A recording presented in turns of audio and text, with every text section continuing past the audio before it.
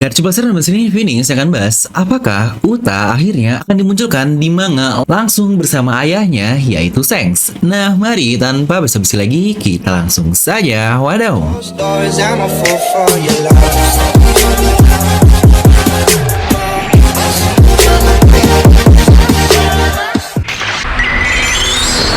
Nah, seperti biasa, sebelum lanjut video ini jangan lupa untuk subscribe dan juga nyalakan bel notifikasinya ya, karena kalian tidak akan tertinggal yang bersih menarik seputar One Piece hanya di channel Devil No Me. Terus pastikan sebelum kalian komen, kalian tonton video sampai habis agar tidak ada informasi yang miss dan tersesat seperti Babang Zoro. Oke, karena sudah mau seminggu nih movie Red rilis di Indonesia, pasti udah banyak lah ya yang nonton movie-nya di minggu kemarin, apalagi weekend, terutama buat budak korporat nih, misalnya di weekend doang. Di sini kita akan menganalisis apa-apa saja yang terjadi di movie Red ini, dan tentu saja buat yang belum nonton, ini bakal spoiler alert banget. Kita akan mulai dari satu quotes luar biasa Shanks yang dia ucapkan di movie tersebut. Tidak ada yang namanya kedamaian dan persamaan di dunia ini. Ya benar, hal ini sangat setuju. Mau bagaimanapun memperoleh keadilan atau kedamaian tidak mungkin bisa secara 100%. Karena manusia bukanlah sosok yang bisa benar-benar berlaku adil. Ini kata-kata yang menurut saya sangat dalam sekali dari Shanks tersebut. Nah di sini kenapa akhirnya saya memutuskan buat video yang mungkin banyak yang bilang, lah bang kemarin bilang movie-nya tidak canon kok malah dibahas jadi video juga. Ya benar, untuk semua alur cerita atau event yang terjadi di movie tersebut tidaklah ada yang canon, yang berarti timeline jika Uta mati di movie pun tidak terjadi jika kita sambungkan ke cerita utamanya. Tapi ingat, banyak sekali yang udah katakan bahkan dia membuat series khusus terkait Uta dan Shanks ini yang ceritanya atau flashback serta masa lalunya semuanya canon. Nah kenapa demikian? Karena ingat di review lalu juga saya bilang jika movie Red ini plotnya bener-bener movie rasa canon, karena semua perkataan alur yang udah sajikan di movie ini benar-benar sejalan dengan apa yang kita ketahui di cerita asli atau di canonnya. Yang bahkan lebih jauh lagi, Oda membuat beberapa halaman khusus tentang Uta yang bertotal ada 3 halaman di manganya secara langsung. Dan plus yang lebih gila lagi adalah Oda menggambar siluet Uta di manga chapter 1055 saat kemarahan dari Shanks diperlihatkan. Yang jadi dari sini cukup jelas ya, karakter Uta ini adalah karakter canon, alias dia ini bukan karakter ciptaan hanya untuk kebutuhan movie saja. Contohnya seperti Douglas Ballet di movie Stampede lalu, yang sudah terkonfirmasi jika dia ini sebenarnya karakter yang tidak pernah ada, apalagi menjadi bajak laut Roger. Tadi katakan juga semua kru dari Roger sudah diperlihatkan, tapi tidak ada Douglas Ballet di sana karena lagi-lagi dia ini bukan karakter canon, hanyalah karakter untuk movie doang. Tapi untuk Uta, dia ini samalah seperti Kinji Shinoshiki di movie Strong World lalu, yang Oda bahkan buat satu chapter manga spesial yaitu di chapter 0 yang ceritanya juga bukankah itu canon dengan cerita utama One Piece. Nah itulah kenapa karakter Uta ini yang buat saya sangat sangsi jangan-jangan jika Uta akan dimunculkan di masa depan. Yang mana bukankah pas banget lagi momen dimunculkan di manga saat Shanks marah besar terkait Shinji Dai atau era baru yang menjadi tema utama dari movie Red juga bukan?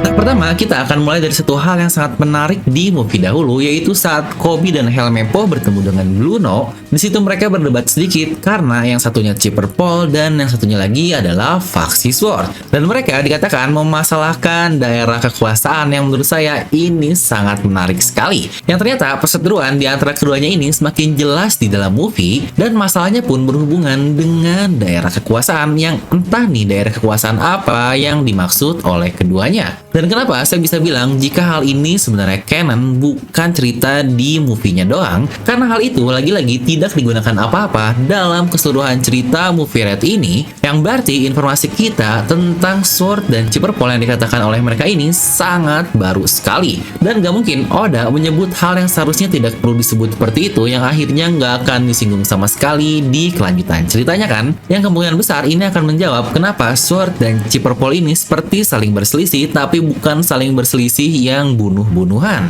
Lalu yang lebih penting lagi adalah terkait perkataan Gorosei di movie Red ini yang ada hubungan dengan Red dan tentu saja Uta. Yaitu ketika dia bilang bahwa Uta ini anak dari Shanks yang semua orang kaget ketika Luffy ngomongnya tanpa mikir-mikir lagi. Di situ akhirnya Gorosei mengasumsikan jika Uta adalah bagian dari keluarga Vigarland juga. Dia benar dengan ini berarti dikatakan jika Shanks adalah keluarga dari Vigarland yang tidak pernah kita ketahui. Lagi-lagi kenapa saya bisa bilang jika ini sesuatu yang cukup canon? Karena keluarga Vigarland tidak dilanjutkan atau tidak menjadi hal apa-apa dalam movie tersebut, yang bukankah itu sangat mencurigakan? Jangan-jangan itu memang ada hubungan untuk cerita canon yang akan kita ketahui. Nah sebenarnya buat yang bingung, Oda ini sudah pernah mengeluarkan one shot spesial Shanks yang menceritakan tentang masa lalu dari Shanks ini, semua hal-hal canon, Bounty Shanks di masa lalu dan banyak-banyak lainnya di satu buku ini yang Oda rilis saat perilisan movie Red kemarin. Yang ini juga sudah pernah saya bahas di video terpisah. Yang informasi semua di sini adalah informasi yang canon ya, bukan filler untuk kebutuhan anime doang.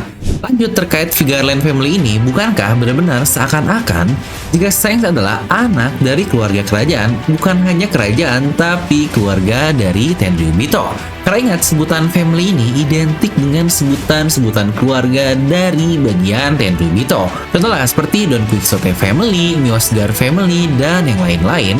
Hal tersebut sangat-sangat masuk akal sekali mengingat dikatakan Shanks ditemukan oleh Roger dan kawan-kawannya di sebuah peti harta karun ketika dia masih berusia 1 tahun. Yang ini juga sudah canon ya, bukan cerita di movie doang, karena lagi-lagi Oda sudah mengonfirmasi hal tersebut. Yang bukankah itu sangat masuk akal sekali mengingat usia Shanks 1 tahun itu di 38 tahun yang lalu, dan itu pasca insiden dari God Valley. Yang God Valley juga adalah insiden dari Tenryubito, yang berarti dari sini benar-benar canon banget untuk semua alur timeline yang Oda sajikan kepada kita. Dan bukankah itu juga akan menjelaskan kenapa hampir semua pihak pemerintah dunia, Gorosei dan Sengoku sekalipun, mereka mengikuti kata-kata dari Shanks ini.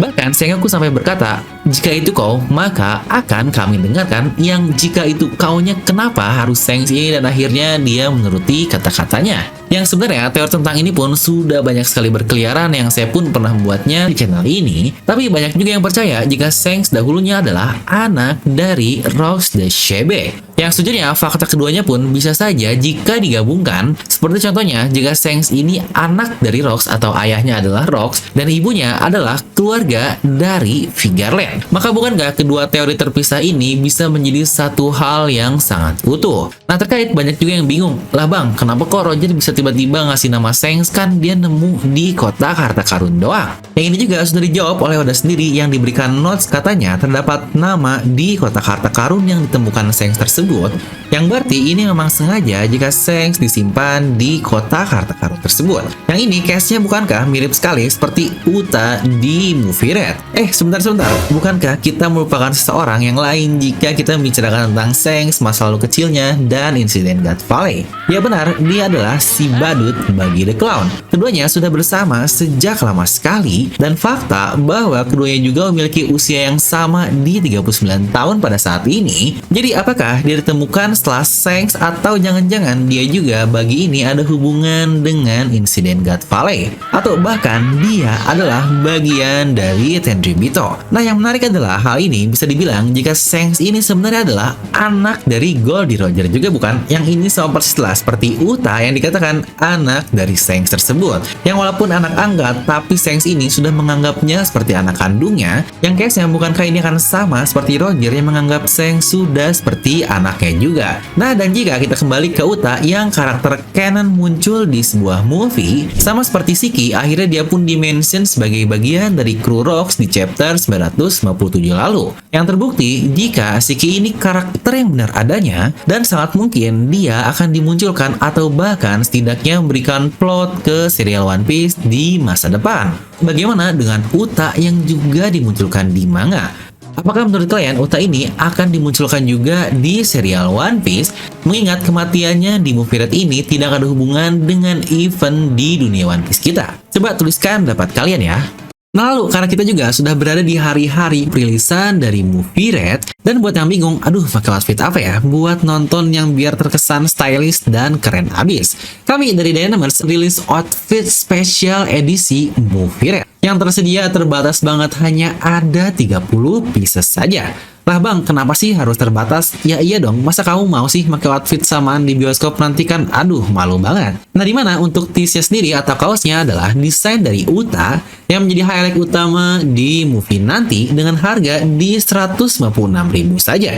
Ingat ini limited edition loh, cuma 30 pieces doang. Dan di edisi spesial juga kali ini akhirnya kami merilis non kaos yaitu Gizmo, ada topi, imani, dan lanyard yang kece ini untuk menambah variasi outfit kalian. Dan untuk pembeliannya masing-masing bertotal 200.000, tapi dengan bundle Gizmo ini kalian cukup bayar 150.000 saja.